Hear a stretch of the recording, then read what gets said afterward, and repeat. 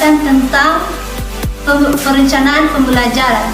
Sebelum saya menjelaskannya, jangan lupa like, comment, subscribe, dan serta bagikan kepada teman-teman semua.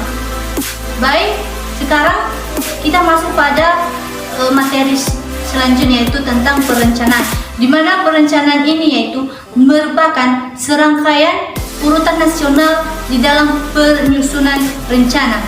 Contohnya seperti saya membuat suatu rencana, yaitu membuat kue, di mana saya membuat kue ini harus ada rencana, seperti merencanakan apa saja alat-alat yang saya gunakan pada membuat kue itu nanti. Sedangkan pembelajaran itu yaitu perubahan yang relatif dalam perilaku atau potensi dan perilaku sebagai hasil atau penggunaan yang dilakukan oleh siswa. Contohnya seperti siswa sekarang, dia tidak hanya belajar di dalam kelas, dia juga bisa belajar di luar kelas.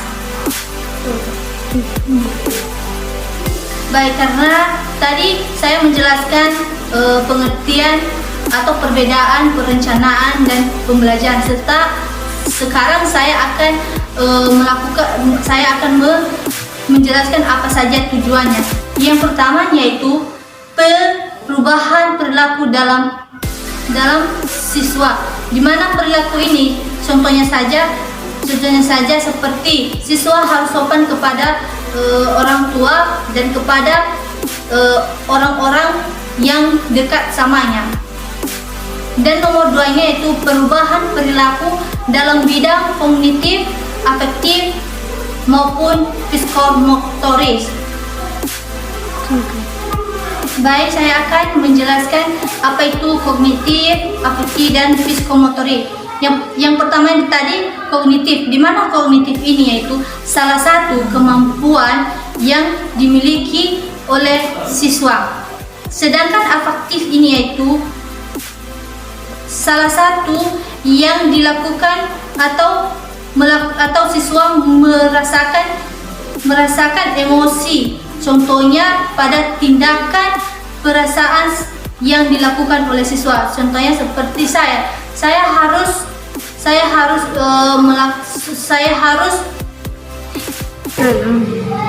seperti ada teman saya yang membuat keributan kepada saya, tapi saya harus menahan emosi. Saya harus ada yang namanya perasaan kepada kawan yang membuat suatu masalah tersebut. Sekarang yang ketiganya yaitu psikomotorik, di mana psikomotorik ini yaitu salah satu kemampuan siswa saat belajar. Contohnya, guru sedang menjelaskan di depan lalu siswa harus mendengarkan apa yang disampaikan oleh guru yang menjelaskan di depan dan memahami apa yang dilakukan guru atau apa yang dijelaskan guru di dalam ruangan tersebut. Baik, karena udah saya menjelaskan tujuannya, sekarang kita masuk pada fungsi perencanaan pembelajaran, di mana fungsi pembelajaran ini yaitu salah satu perencanaan pembelajaran yang memainkan peran penting dalam pelaksanaan pembelajaran atau yang meliputi rumusan masalah tentang apa yang dilakukan oleh siswa. Contohnya seperti dosen saat mengajar kepada kita. Dosen tersebut memberi sebuah materi kepada kita serta menjelaskan supaya siswa mampu memahami, mengerti apa yang dia jelaskan.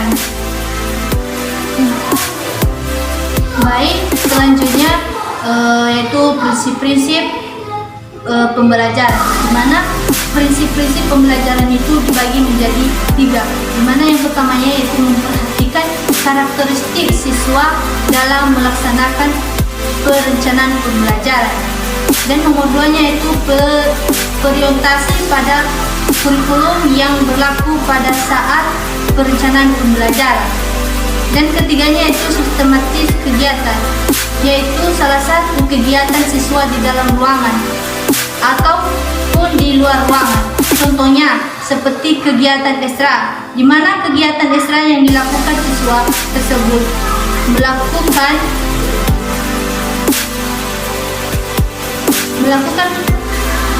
lomba. Contohnya seperti lomba puisi, lomba bola, dan lomba di dalam ruangan kelas. Itulah salah satu prinsip-prinsip pembelajaran. Baik, sekarang kita masuk pada macam-macam atau jenis-jenis perencanaan pembelajaran. Yang pertama kalinya yaitu perencanaan makro, di mana perencanaan makro ini yaitu perencanaan yang ditetapkan kebijakan-kebijakan yang akan ditempuh atau tujuannya yaitu untuk menjadi tingkat nasional dalam mengikuti rencana dalam bidang ekonomi dan sosial. Itulah salah satu arti dari perencanaan makro. Dan nomor 2-nya yaitu perencanaan mikro, di mana perencanaan mikro itu yaitu sebagai perencanaan tingkat institusional dan merupakan pembelajaran dari perencanaan tingkat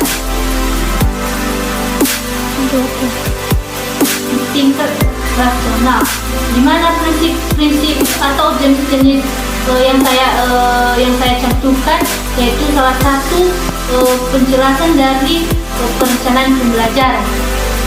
Sekarang kita masuk pada definisi perencanaan, di mana definisi perencanaan ini yaitu suatu kegiatan memproyeksikan tindakan yang akan dilaksanakan dalam pembelajaran. Itulah salah satu definisi perencanaan pembelajaran tersebut. Tadi saya telah menjelaskan apa saja pengertian perencanaan pembelajaran, tujuannya, jenis-jenisnya atau jenis-jenisnya, prinsip-prinsipnya. Sekarang pasti ada juga bertanya, apa sih metode perencanaan pembelajaran itu? Baik, saya akan mencoba menjawabnya. Di mana metode pembelajaran ini yaitu seperti metode, yaitu sama artinya ceramah, di mana ceramah ini salah satu metode pembelajaran yang dilakukan oleh guru. Di mana saat guru menjelaskan di depan pasti dia juga harus membuat suatu ceramah kepada siswa supaya siswanya juga tersebut setiap dia menjelaskan tidak ketiduran. Makanya dia setiap menjelaskan dia memberi satu atau sebuah ceramah tersebut.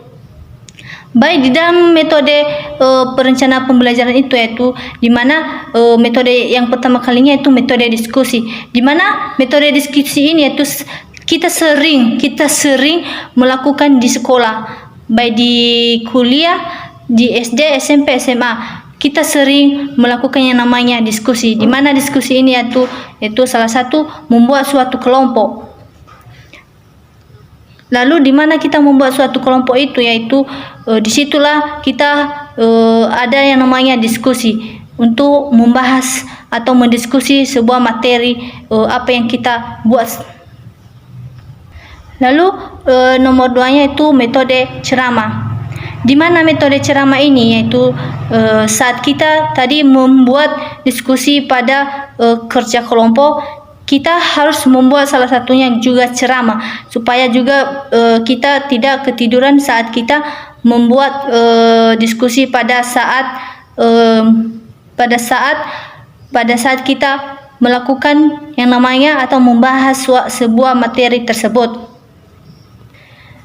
Dan ceramah ini juga sering juga dilakukan oleh dosen guru-guru di ruangan kelas.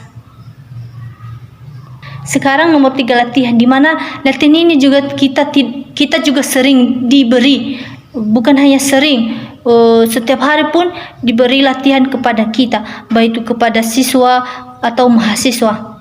Seperti saya sedang membuat video. Inilah salah satu latihan atau tugas yang diberikan oleh dosen kami di kampus. Baik, inilah metode perencanaan pembelajaran. Baik, sampai di sinilah pembuatan video saya. Jikalau ada kata-kata dari tadi saya membuat video pertama kalinya sampai terakhir ini, kalau ada kata-kata yang tidak menyenangkan, saya mohon dimaklumi. Baik, sebelum saya menutupnya, buat teman-teman saya, jangan lupa like ya. Sekali lagi, jangan lupa like, komen, subscribe, dan serta bagikan kepada teman-teman semua. Dan dukung saya, semoga saya selalu semangat dalam perkuliahan saya ini. Semangat buat prodi biologi. Bye bye.